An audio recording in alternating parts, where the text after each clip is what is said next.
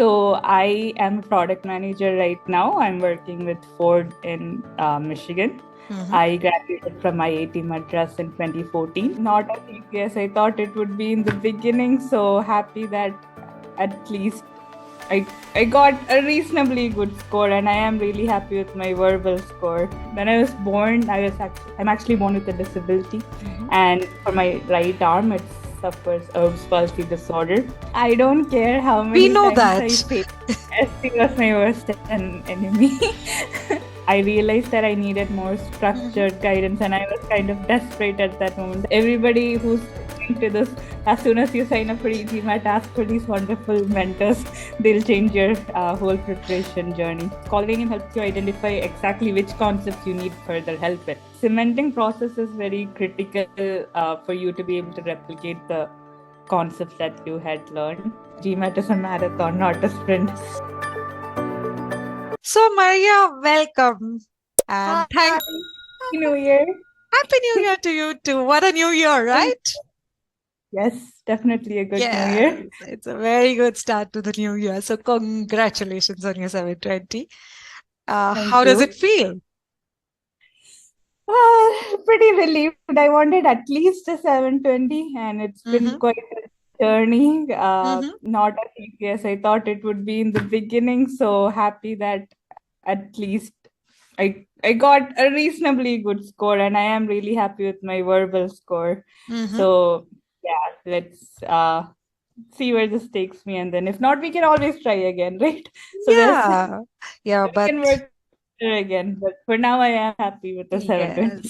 yes. And thank you so much for helping me reach here from where we started. It was quite a journey, and you being my mentor saw me through all of it. So thank you so much. It was a pleasure working with you, Maria, honestly.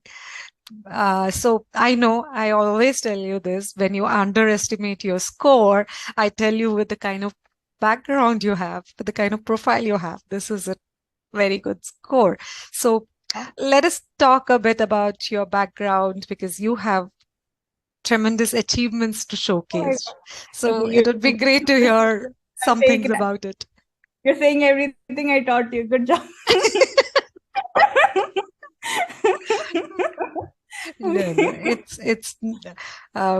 It's a very inspiring story, and I think it does need to be told.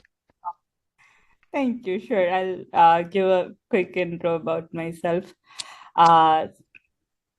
So I am a product manager right now. I'm working with Ford in Michigan. I graduated from IIT Madras in 2014. So I have about 4 years of work experience right now. I started off as a software developer, though I am from an ocean engineering background.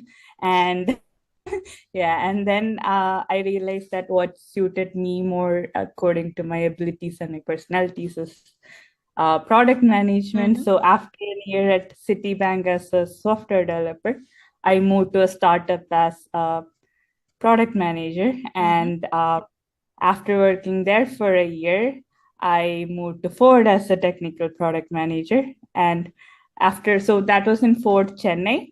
And then now I got the opportunity to transition to Ford US. So that's kind of my professional journey.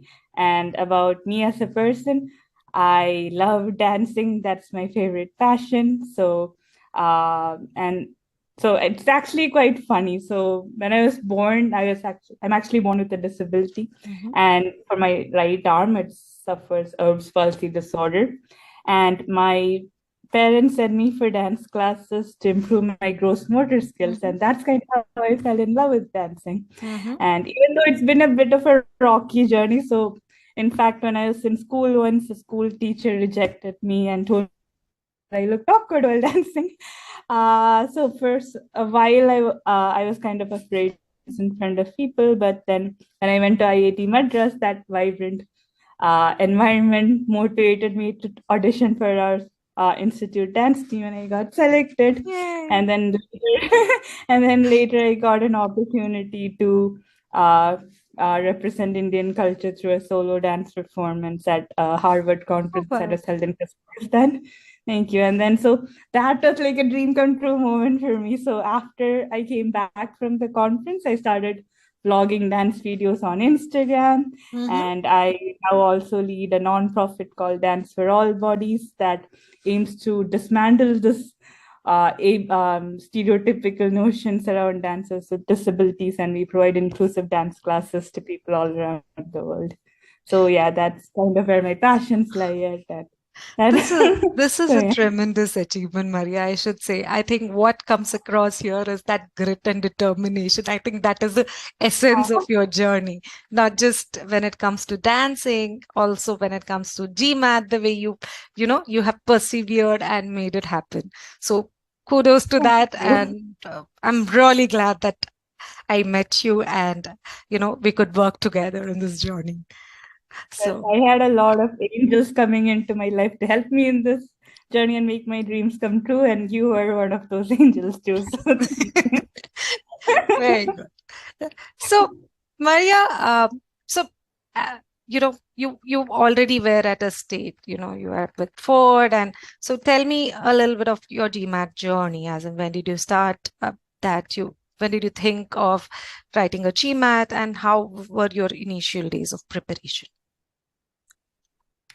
So I had initially thought of doing an MBA a couple of years back, but at that time, I mean, I was still quite early in my career. I wasn't as concrete of a goal as opposed to the other things that were going on in my life, and I was more involved in like my nonprofits. And I just talked to you about one nonprofit. There's another nonprofit also that I'm involved with, and I was also doing a lot of stretch projects and stuff at work. And so all of that, and yeah, dancing takes up a lot of time too.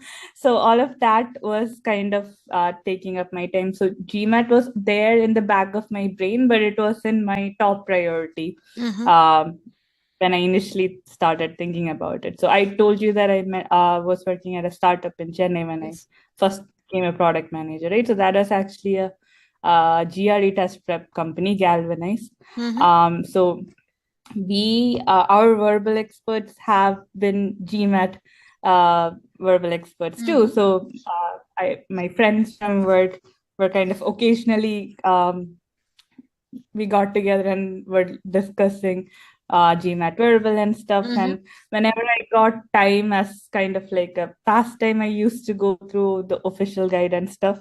But it wasn't an active, focused journey at that point. I seriously thought about pursuing an MBA and writing GMAT the last 2022 towards mid of May. That's when I seriously started focusing on GMAT, and it became one of my top priorities. So yeah, that's when I decided to uh, look at how I can reach a good GMAT score in that limited time that I have. And I was looking around various options, and I read a lot of reviews about e-GMAT, and they were all quite good. So I thought I'll give it a try, and I took both the quant verbal combination course, and I was preparing on my own at that point. So I went through all the verbal concept files. I did the advanced official guide. I had already done the official guide, so at that point I was doing the advanced official guide. And I also did all the official mocks on the official MBA.com. And I decided to give my test because in the official mocks I was scoring 727, 47, 57, 57, 50. So I thought, hey, it's just been 2 months. I'm at a great place. I'll go give it a shot. It's going to be a cakewalk. And then to my horror, when I took the official GMAT in, I think it was either the end of July or start of August, and I got a 680. And yeah, and I was shattered. So at that point, I was kind of wondering if I could, even up round one if I got a good score. But yeah, all of that came crumbling down when I got that 680. And I realized that. So I tried to do a bit of analysis on my own, and so during the official mocks, my scores were around Q49, Q50, and my verbal scores were around Q40, V40, V41 kind of range. And during the official during the official test, though, my verbal score dropped down to V35, and my quant dropped to Q47, 47. And quant, I realized that the actual quant questions were a lot more difficult than what they show in the official guide or what they show in the mocks, and that took me kind of by surprise, because you're faced with entirely hard questions except for the few medium questions in the beginning, and I wasn't prepared for that. And for verbal, I was never that confident in verbal, to be very honest. I was also surprised that I was getting V40, V41 and all in the official mocks.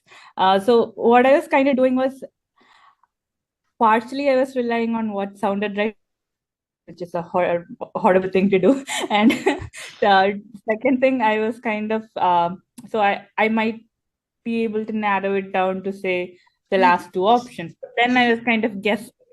So I wasn't choosing an answer confidently. So I realized that I needed more structured guidance, and I was kind of desperate at that moment. That's when I emailed you saying, hey, can somebody help me? So tell me, Maria, I'm sure it must not have been easy. See, it's not like 680 is a bad score. It is still a decent score, but it must not have been easy to see such kind of scores in the mock, putting in the efforts, and still, coming up with a score that you were not expecting, or it was not among your target score. So how did you, I'm sure now that you're looking back and you're just saying that, yes, I analyzed, but how did you overcome that disappointment and tell yourself that, come to that state wherein you said, okay, now I need to look back and see maybe where did I go wrong? And then I need, maybe some guidance to improve it. So how was that process? If you could just, tell us about that. So, this might sound the way I'm saying it, it might sound a lot easier than how it actually is. But and I am not bragging. I'm saying it in a very humble manner. I am somebody who won't give up. I don't care how many times I fail. I think your story is your life is a testament to that, I would say. Thank you. Yep. More than whatever things I'm proud of in my life initially, with so many failures, I failed more times in my life than I've actually gotten things. So it's kind of a muscle I built over time. I don't care if I lose, I'll just keep going. I'll give you a small example. I when I first joined college, I was a terrible runner. Okay, I used to run like 200 meters, and then I used to say, I'm tired, I'm not coming anymore. And then I started jogging daily, and then I started running marathons. So wow, it's kind of like, yeah. So yes, I'm also somebody who's emotional. When I fail, I'll spend the first couple of hours or maybe a couple of days crying. I'll be sad, and I'll do self-pity, all of that. But then I'll come back to my senses and I'll think, okay, hey, I'm not gonna give up, and I know that in the end I want to do this. So how can I do this? Who can I reach out to for help? And to be very honest, I didn't know that e-GMAT had this whole mentor system. Everybody who's listening to this, as soon as you sign up for e-GMAT, ask for these wonderful mentors. They'll change your whole preparation journey. So I actually wrote to, I think it was Payal's email ID. I was just asking her, can you please at least give me some guidance or recommendation on what I can possibly do? Even if I didn't even imagine that I'd get a mentor. I just needed some guidance on, hey, what am I doing wrong? Why I'm not able to figure out why the score is so drastically different. Okay, yeah, I agree. I wasn't confidently marking the verbal answers in my official mock test, but I didn't expect from going from 750 to 680. So can somebody at least guide me and tell me what I did wrong so that I myself can take that corrective action and try it again? But then you were a dream come true. You instead gave me a mentor to guide me along my entire journey, and that was honestly a huge turning point in my Okay. preparation. So So looking back now, it's the same course that helped you get there. So, to your target score. So what is it that you did not do right in that bit? Because of which you yeah, were not, because I'm sure if you showed the kind of diligence that you showed later, you would have had the score way back then. So what was it that maybe okay, did do in your first bit? okay. I know that you know because you were the reason behind all this, but okay. But yeah, for the sake of others, yeah, I'll explain. So one major thing, I had never used Scholaranium before. When I got that 680, I had only gone through the verbal concepts, and I was kind of overconfident about quant a bit too, because I was getting Q 50 cent stuff. So for the quant portion also, I only went through the advanced topics. I didn't go through You didn't any go of through the the course. yeah, and I didn't use Scholaranium at all. So you did not cement what you did. Yeah, I did cement what I did. So those concepts, when I was going through the concepts first, yes, I understood it, but it wasn't rooted into my brain, and I hadn't mastered the skills of applying those concepts that I learned, and to um, especially in that environment of an exam where you're already kind of tensed. So I hadn't practiced utilizing those verbal concepts that I learned in such a setting, and I hadn't done many questions. I mean, yeah, I went through the entire official guide and the advanced questions, but Scholaranium is this huge pool of questions that I had completely ignored, or rather not made use of. And so that kind of cementing process is very critical for you to be able to replicate the concepts that you had learned. And also that Scholaranium helps you identify exactly which concepts you need further help with. And that is a wonderful tool in my opinion. And Scholaranium lets you customize your practice in such an amazing way. It has all these questions organized on the basis of difficulty level, on the basis of subtopics. You can go and do your even it has even categorized all the official guide questions in this manner. So you can build your muscle by first practicing the medium questions and then coming on to the hard question. You can focus on each particular subtopic at a time and build that muscle by repeatedly applying those concepts. So that is a wonderful tool, and it really helps you to replicate the concepts that you learned during the actual exam. So I think that was the key feature missing the first time around, while you did do the files the right way. But then definitely that just doing the files also helped you get to that 680. It's just that cementing bit, I think, that was missing, right? So tell me, Maria, you And said you you did. have prepared a wonderful. Yeah, go ahead. I was just So going to say that you prepared a wonderful study plan also for me. I wasn't as systematic in my approach. I so yeah, the kind of study plan that you created also helped me take my mind off of what am I gonna study. You took care of all of that for me. So yeah. yes. So I would say it was the lack of a proper structured approach to start with and lack of cementing that. But despite that, you did get to that 680.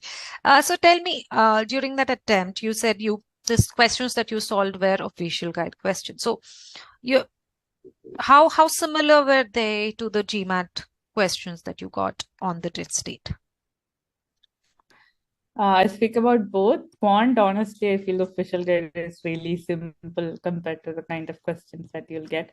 I guess it's because the official guide is a mixture of easy, medium, and hard questions. Mm-hmm. So the number of hard questions is quite limited compared to the amount of time you're spending going through that initial official guide. But if you plan on getting a good score, then obviously after the initial few medium questions, Mm-hmm. you would be faced with entirely hard quant questions. So it's important that you practice solving hard questions consistently in Mm-hmm. quant. So that's about quant. About verbal. Verbal.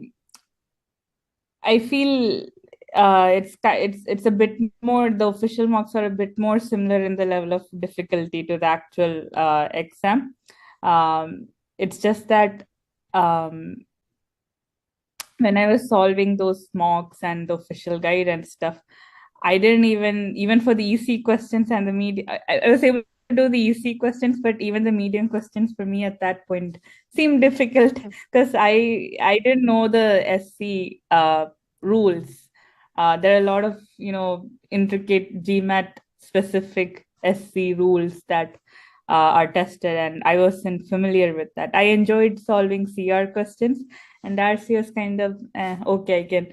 I mean, I'm not an avid reader, at least not since I passed out of school. So I am a bit slow with RC, or I was a bit slow. Thanks to your videos, I have gotten better. Mm-hmm. And um, so both RC and SC,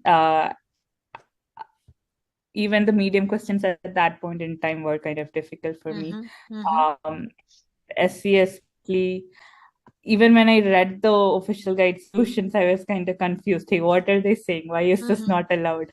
Because Mm-hmm. I didn't know the rules. And so that's when your concept files really became Mm-hmm. useful. And it really covers all the rules that you Mm-hmm. need to know, and also helps you practice. Even if you know all the rules at the next level, you need to know the meaning also. So it Yes. helps you practice both those aspects. So, yeah. Mm-hmm. Mm-hmm. So, yes, we got a 680 and then we decided no, we need to have follow a structured approach and you revise the files, you did proper cementing. So, uh, that helped you get to a 700, right? So, Yeah, uh, and I don't know if you remember. Go ahead. yeah. Okay, I don't know if you remember at that time when I was before I was writing the 700, there were certain family things that were going on Yes. in my life. So I had to travel. I got COVID. I had a Oh. knee injury. All of that happened. So even when I was about to write the 700, at that point, you had told me, hey, maybe we should practice a bit more before we write the Mm-hmm. exam. But and even in my Sigma mocks, I wasn't reaching my desired scores. Yeah. But I at that point I was like, hey, hopefully I can apply this year, and I would need some amount of time for my essays and stuff. So that's why I thought, hey, okay, worst case I can write it again. Anyway, I have scheduled the exam, so I thought I'd go Mm-hmm. ahead with it. So that's how we reached the 700. Yes, we had improved, but think we both kind of agreed that I still needed to improve a bit more. Yes. So for the 700, I got uh, Q48 and Ye- V35. 39, I think. Sorry, 38. 38. 38. Sorry, 38. 35 was Yes. for the 680. Yeah, Yes. 38. Yes. So a 3 point improvement in quant, in verbal, right? Verbal So and I think, one. yeah, what we really didn't have much time was for that hyper-specific improvement in the last leg of the journey. And yes, that helped us improve to that 720. So Yes. tell me that journey from that V35 in your first attempt to V41 in your last attempt. How has it been? I know that you mentioned that CR was always your strong point, but with SE and RC, how were you able to do that? Uh, Mm-hmm. Yeah. Yeah. CR, I always enjoy doing. SC and RC. Now I actually kind of like SC more than RC. And it was a SC, nightmare once upon a time. yeah, SC was my worst enemy. SC, what I started, what changed for me is that now I know I still have to improve. I got a V41. There's still scope for improvement, but now I'm a lot more comfortable in choosing an answer Mm-hmm. confidently Mm-hmm. and eliminating each of the incorrect options with clarity. Like, why is this incorrect? Mm-hmm. Mm-hmm. Um, Even when I got that V38, for the medium questions, I was able to do that because I don't know if it's just my observation, but I kind of feel like for the medium questions, the incorrect answers are often incorrect for more than one Yeah. reason. And so even if I don't know all the concepts and even if I don't know everything, I would be able to spot something incorrect with the Mm-hmm. incorrect Mm-hmm. option. But when I got to the harder questions, I was still struggling to kind of choose that final option. I would still Mm-hmm. be kind of struggling the last couple of options. So, what changed when I reached that V41 was I had gone through your concept files multiple times. Uh, that's just to make it ingrained in my memory, each of those rules. And Mm-hmm. yeah, we did so many cementing exercises and topic wise, subtopic wise cementing exercises. So all of that really over time, I guess like what people say, GMAT is a marathon, not a sprint. So over time, I was able to Mm-hmm. build that muscle, and even in that uh, tense environment, to be able to use the concepts that I built and Mm-hmm. recollect and eliminate Mm-hmm. things for the right reasons and choose the correct answer without guessing. So Yeah. that is kind of I what. think a lot of that also has to do with the cementing exercises that you described, how diligent you were with the strategic review. You know, Mhm. the Yes. error log that you use, that so if you could just describe a bit more about that.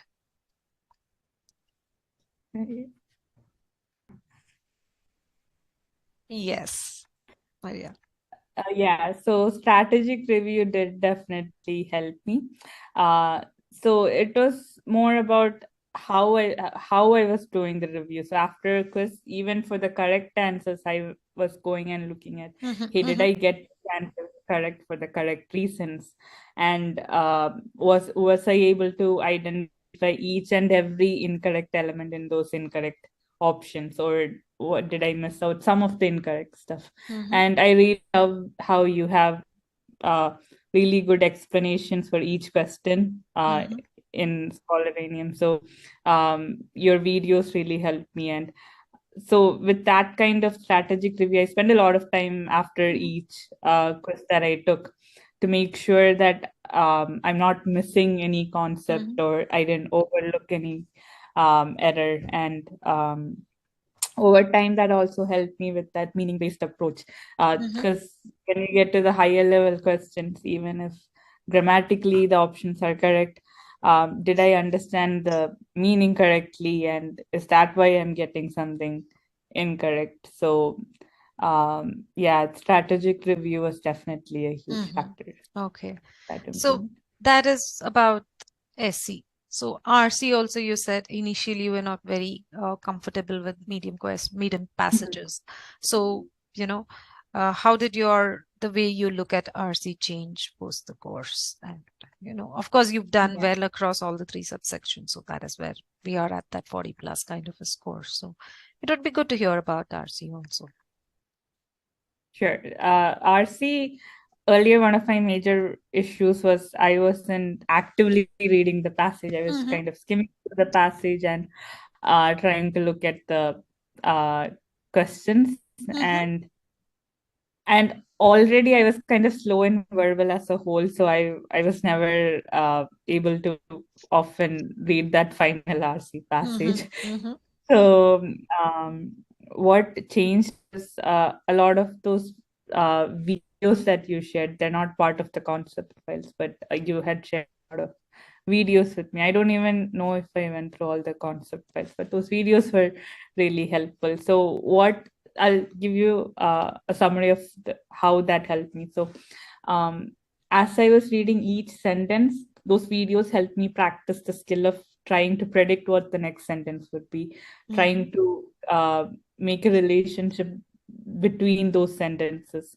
And this, after doing this process for multiple passages, it helped me increase my focus while reading the passage itself. And this will help you significantly in brushing through the questions at a much faster pace. So spend that time to initially read the passage properly so that the questions are from your understanding of the passage. It's not like in school where, hey, you're looking for that keyword and then you're looking. So yeah, it's of course not like that. So yeah, you need to spend the time to not just mechanically read the passage, but actually digest the meaning of the passage and see how each element of the passage, what role does it play, and how do they support or how do they work with each other. So it became more like fixing pieces of the puzzle together. So that is the kind of skill building exercise that you helped me go through during our subsequent attempts, and that really did help me. So tell me, what impact does this have on the overall time? Because, if you're taking so much time reading, would it increase the overall time you take, or? No, so that's the magic secret. It'll help you become faster. So yeah, so RC used to be one of my slowest areas. Soon, even though for that initial time I was spending the time to properly understand the passage, for the subsequent questions, you can do it in like 30 seconds and all. You don't need that 1 minute or 2 minutes to answer the question if you properly understand the passage. So that's how building that muscle will help you increase your speed. So yeah. Yay. So yeah. So Maria, I know that during your first attempt, I think we just, as in the 700 attempt, we just had time for one mock because you had to give the test then, and we had to cut short the kind of. There were still certain things that needed to be done, but you took one mock, and subsequent 720 attempt, you just took two mocks. Yeah. Okay? Yes. So this goes to tell that it is not super important to take n number of mocks to get you to be GMAT ready. So can you tell me how, despite using the limited number of mocks, how you were able to take the learnings to get to that your 720 kind of a score? Yeah, I'm not gonna say mocks aren't important, but it's not about the quantity of the mocks. It's about the quality with which you take the mocks that matters. So, for example, right, when I got that 680, I had gone through all the official mocks and I got very good scores, but it didn't work out the way we had expected, as opposed to the subsequent attempts when I just took 2 and 1. So what changed was, after taking the mock, I was spending nearly more than the time that I took to write the exam to go through the answers and make sure that there are multiple things. So one, as we discussed during cementing, did I get the answer correct for the correct reasons, and did I miss out any point even though I was able to arrive at the correct answer? So that kind of analysis is really important. Then the other very cool thing about e-GMAT is that it shows you the typical average time that a person takes. And so even if I did get a correct answer, did I take a significant more time than a typical student takes the to median solve that time and the threshold time in the review bit of it? Yeah. So that really helped to see. And then why did I take more time? So which process skill was I lacking in? So for example, in word problems, we realized that I was lacking the skill of translating the question and being able to synthesize what's asked in that word problem. So those kind of minute analysis is possible with the Sigma mocks. And then also it helps you identify which are the subtopics that I need to again go through. And that helped me give a targeted plan on, okay, before attempting the next mock, I'm going to revise these concept files and then come back. So I didn't have that kind of extensive strategic review in place when I was taking all those official mocks. So again, but at the same time, if you have the luxury to take more mocks with this kind of quality strategic review, then yeah, I would definitely say go for it. It's not like we are saying don't do a number of mocks, but do it with the focus and the respect that it needs to be given. So, and of course, doing a mock does help you simulate that exam environment, and sitting for 3.5 hours is not a small task, especially since most of us have started out of college about 4 years or 3 years ago. So official mocks, and I mean any mocks, if it's of GMAT style difficulty, then it will help you get prepared. So how about the psyche on the test day? Are you a nervous test taker? Are you a calm test taker? What kind of a person are you?